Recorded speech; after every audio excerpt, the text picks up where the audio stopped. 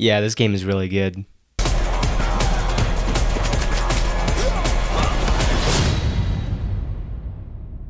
I didn't really realize this until I sat down and thought about it, but we don't get all that many video games that prominently feature martial arts. They definitely exist, but at least the notable ones are few and far between. We tend to get brawlers or beat-em-ups, where instead of featuring quick, well-placed strikes, your character is throwing haymakers and drop-kicking dudes. I guess the reason why we see that style a lot more often is a pretty simple one though. It's way easier to pull off. To translate the impromptu yet purposeful, contextual, and efficiently executed nature of martial arts into a game requires a serious devotion to creating hundreds of animations and bridges between those animations. And perhaps more importantly, it demands proper devotion from the player. You need to earn your skill set, it can't just be given to you. If it was, the whole thing would feel off. Either the game would basically play itself by tossing out 100 well thought out moves on screen when all the player does is press the counter button, or it'd feel slow and clunky if the enemies had massive tails in order for you to react appropriately. No, for this to feel as authentic as possible while still giving the player an effective kung fu power fantasy, it needed to be meticulous, tightly crafted, painstakingly animated, and ultimately, it needed to ask the player to master it in the same way that a martial artist would master their craft. Well, not the exact same way, martial arts are hard, dude, but like in relation to most other video games, you'd have to work really hard to feel powerful in this hypothetical game. But what if I told you this wasn't a hypothetical game? Guys, you're not gonna believe this, but there's actually a game that fits this description, and it's the one in the title.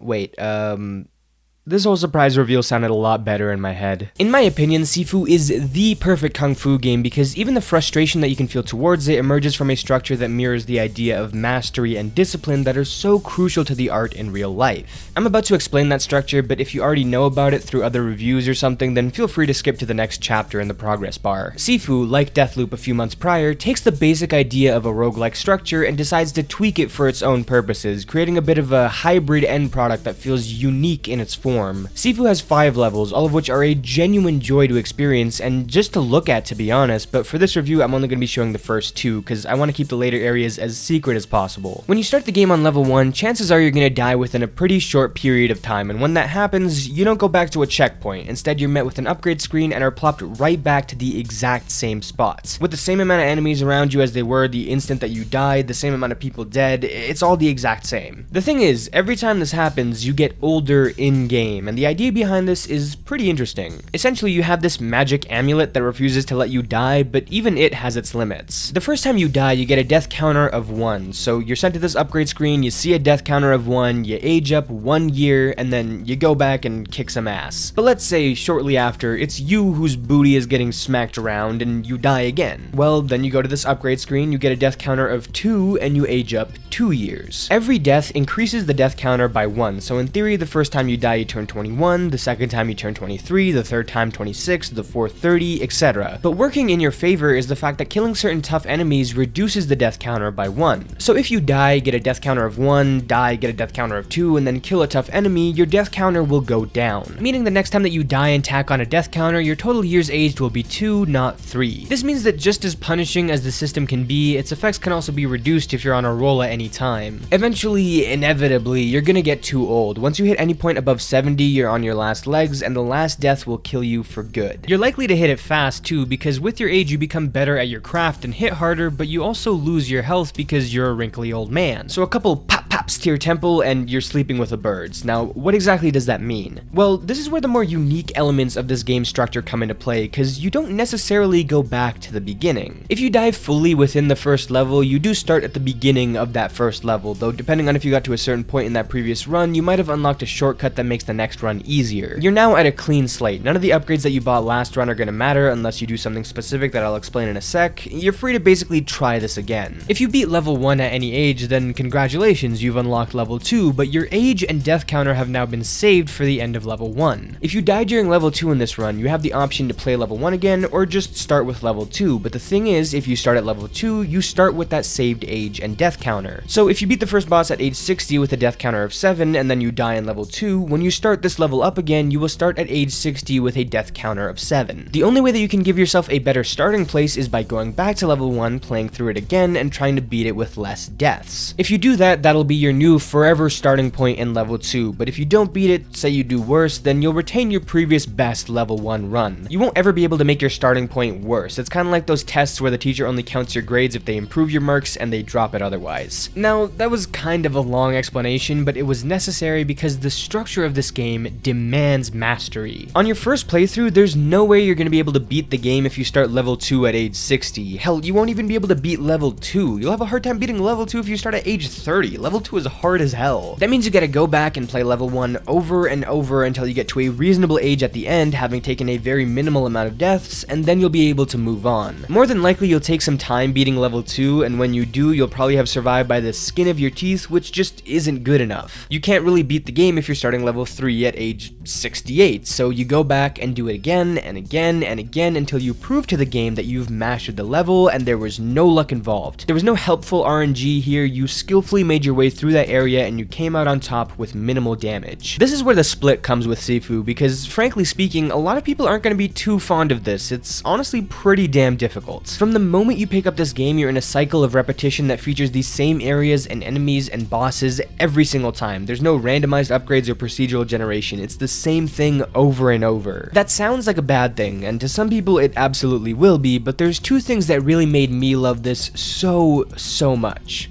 The levels are amazing, and the combat is incredible. The watercolor style of Sifu was always one of its earliest selling points, and despite the fact that the team showed off quite a few combat arenas on their Twitter page, which kinda spoiled a few things for me, the landscape and more importantly the colors in this game result in one of my favorite aesthetics in recent memory. The heavy rain of the opening and the pulsing lights of the club move their way through the DualSense controller in such a satisfying way. If you're playing on PS5, the implementation is great, and each level is so drastically distinct from the last that it almost feels like you're breathing new air when you reach the next one. They're all themed exceptionally well, and I would love to show more than what you're seeing here, but I truly think this is better experienced during your playthrough. It's not just set dressing either. Every room has carefully placed melee weapons that you can use to overpower opponents. You can sometimes break things to get those melee weapons. There are tons of destructible objects and ledges to throw enemies into, and larger arenas have points that you can vault over for a momentary reprieve as 100 people start surrounding you. The level design is so good, and the visuals so incredible that I never once had a problem going back and replaying areas. Aside from the second level, where I never had any issues with the look or the layout of what I was doing, but I did get frustrated at how long it took me to get past that one. Be aware that the difficulty spike in this game is pretty early on. This club level is not indicative of how the game will continue ramping upwards. It takes a long time to master, but once you do, you're over the hump in a sense. The rest isn't necessarily easier, but it doesn't trip you up as much as this does. Still, even with the amount of times I had to repeat this, I never got tired of that section where the room would change colors every time I knocked somebody out, or the neon hallway, or the burning visage of the club later on in the level. It was always just as cinematic and interesting presentation-wise as it was the first time I saw it. The real star of the show here though, and it kinda had to be, is the combat. When I first saw the trailers for this game, I thought there was some sort of smoke and mirrors trick going on with the combat. The enemies were attacking so fast, the counter time seemed ridiculously quick. Unblockables would come in almost without warning. I was like, there's no way this is actually how the game plays. You'd have to have 4 hands and the reflexes of people who comment first to be able to actually pull this off. Well, guess what?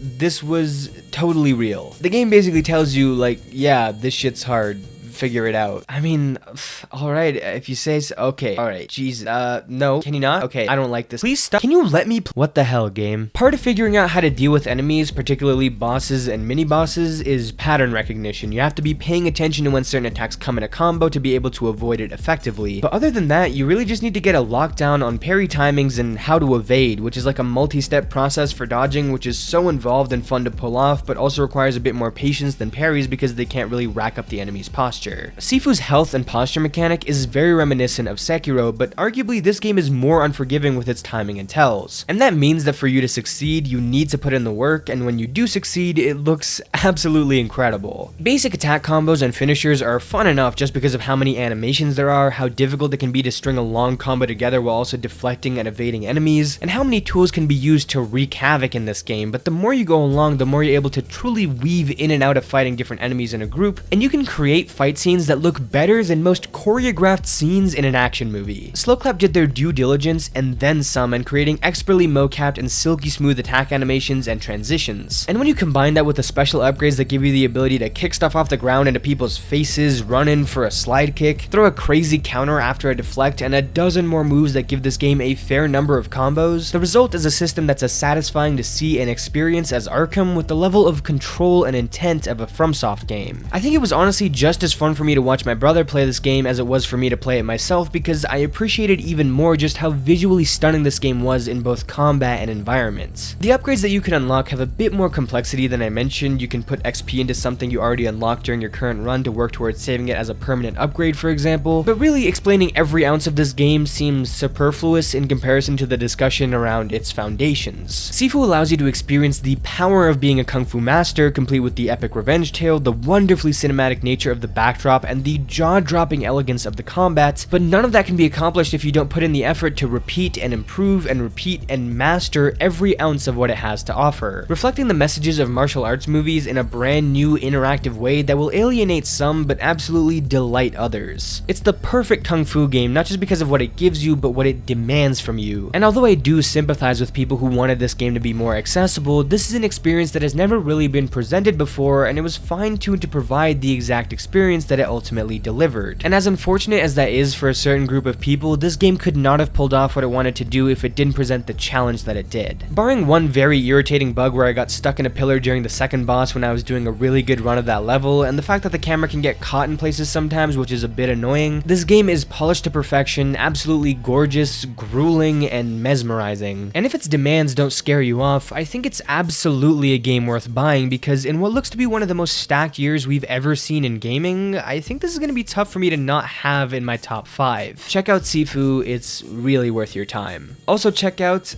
subscribing. Nice segue, me. If you enjoyed the video, leave it a like. Share this video around with people. I don't usually say that, but hey, it's a review of a game that I want people to hear about, so if there's a good place to share it, feel free to do so. If you're new here, check out the channel, and I'll see you guys soon. Peace.